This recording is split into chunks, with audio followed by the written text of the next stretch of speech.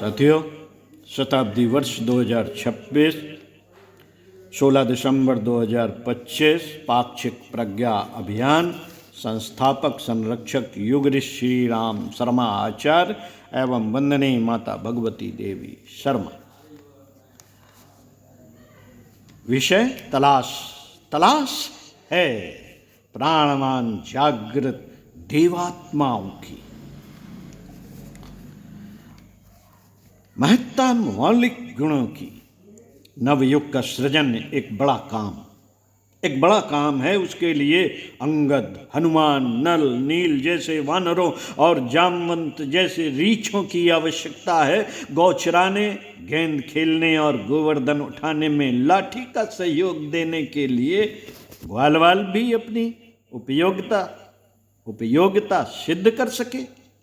किंतु महाभारत जीतने में भीम अर्जुन से ही काम चला। ऐसे महान परिवर्तनों का सूत्र संचालन महामानव ही करते रहे हैं। मौलिक विशिष्टता का अपना महत्व है। तेल में से निकलता है, कच्चा माल सही ना हो तो कारखाने बढ़िया चीज कैसे बनाए। प्रश्न है, बालू से कोई कुम्हार टिकाऊ बर्तन नहीं बना सकता। कच्चे लोहे की तलवार से मोर्चा जीतना बलिष्ठ योद्धा के लिए भी संभव नहीं होता। युग परिवर्तन की इस ऐतिहासिक बेला में ऐसी देवात्माओं की विशिष्ट आवश्यकता अनुभव की जा रही है जिनमें मौलिक प्रतिभा विद्यमान है। इसके लिए विशेष रूप से खोजबीन करने की आवश्यकता पड़ेगी। प्रशिक्षण, वातावरण एवं संपर्क का प्रभाव तो पड़ता है, पर महामानव इतने से ही नहीं बन जाते। उनके लिए संस्कारगत मौलिकता एवं संचित प्रखरता की भी आवश्यकता होती है। लोहे की मजबूती उसकी संरचना में ही सन्निहित है। कारखानों में ढालने खरादने का काम होता है, किंतु कृत्रिम लोहा नहीं बन सकता और न उसका स्थानापन्न किसी अन्य धातु को बनाया जा सकता है। खिलौने बालू के नहीं, चिकनी मिट्टी के बनते हैं। हथौड़े की चोट, जंग लगे लोहे नहीं, फौलादी इस्पात ही सह पाते हैं। प्रखर व्यक्तित्वों का कुशल नेतृत्व ही उफनती नदी में नाव खेता और तूफानों से टकराते हुए जहाज को किनारे लगाता है। युग सृजन के अनेक महत्वपूर्ण कामों में सबसे प्रमुख है उस प्रयोजन को पूरा कर सकने में समर्थ प्रतिभाओं को ढूंढ निकालना और उन्हें प्रशिक्षित परिपक्व करना। एक जैसी शकल सूरत और समान परिस्थिति वाले व्यक्तियों के मध्य भी कई बार स्तर की दृष्टि से जमीन आसमान जैसा अंतर पाया जाता है। यह अंतर उनकी उस आंतरिक संरचना का होता है जो जन्म जन्मांतरों के संचित संस्कारों से बनती है। यह संपदा किसके पास है? यह जांचना जन जन की तलाशी लेने के समान है। लोग भीतर कुछ होते हैं और बाहर कुछ बनते रहते हैं।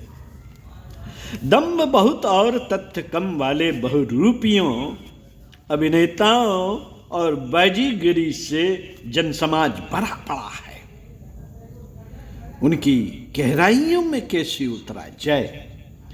इनकी गहराई में कैसे उतरा जाए? खारी जलराशि से भरे समुद्र में गहरी डुबकी मारकर मोतियों को किस तलहटी में ढूंढा जाए?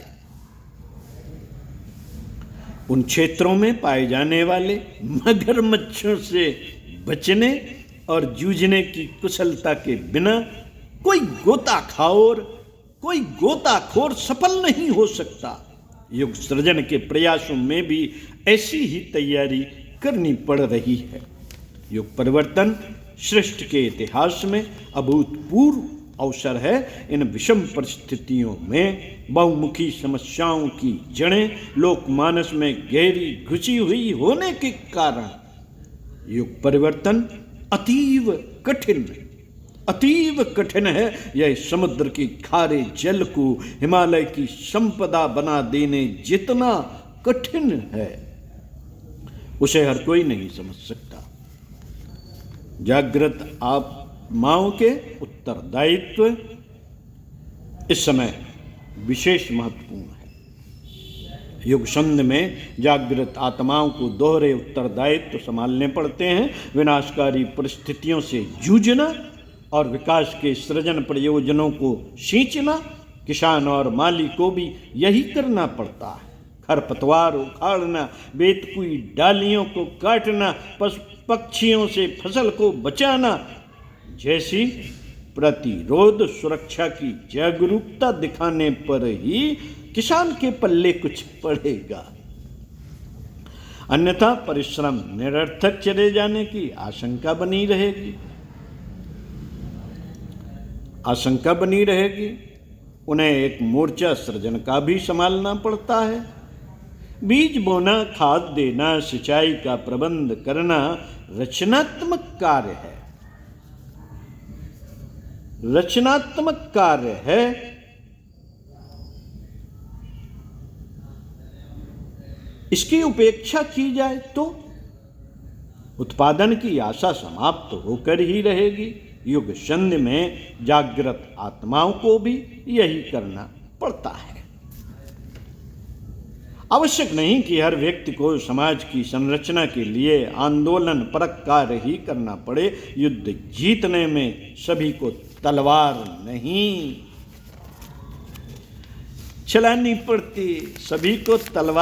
चलानी पड़ती। वे लोग भी द्वितीय पंक्ति के सैनिक ही हैं जो युद्ध सामग्री बनाते अथवा सैनिकों पर पड़ने वाले खर्च को अपने परिश्रम से जुटाते हैं। इसी प्रकार सृजन प्रयोजन के असंख्यों पक्ष हैं। उनमें से जो जिसे कर सके वह उसे संभाले।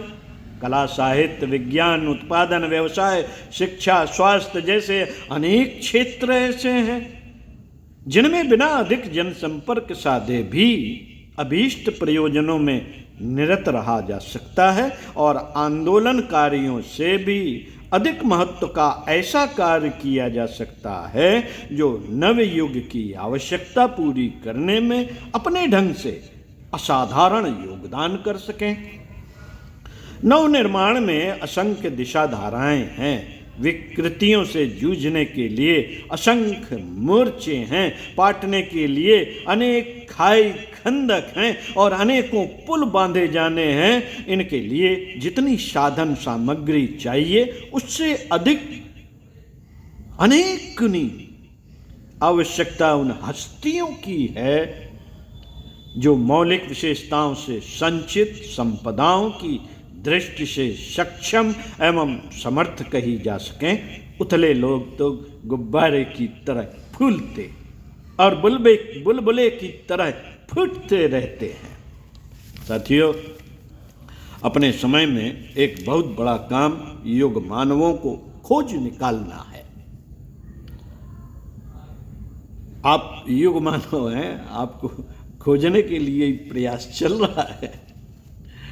युग सृजन के लिए संपदा, प्रतिभा, शिक्षा, श्रमशीलता जैसी विभूतियां प्रचुर परिमाण में चाहिए ही, पर उससे भी अधिक आवश्यकता उन देवात्माओं की है जिनमें आंतरिक वर्चस्व विपुल परिमाण में भरा पड़ा है। बड़े काम के लिए बड़ी हस्तियां ही चाहिए। ईसा, अरस्तु और सुकरात, लिंकन और वाशिंगटन, विवेकानंद और गोविंद सिंह नानक और कबीर, शतरूपा, कौशल्या, सीता, सावित्री, मदालसा, शकुंतला, अरविंद और रमण, रामकृष्ण परमहंस और विरजानंद जैसी हस्तियां ही युग निर्माण जैसे महाप्रयोजनों को पूरा करने में अग्रिम भूमिका निभा सकती हैं। काम बड़ा है, काम बड़ा है तो उसके अनुरूप व्यक्तित्व भी चाहिए।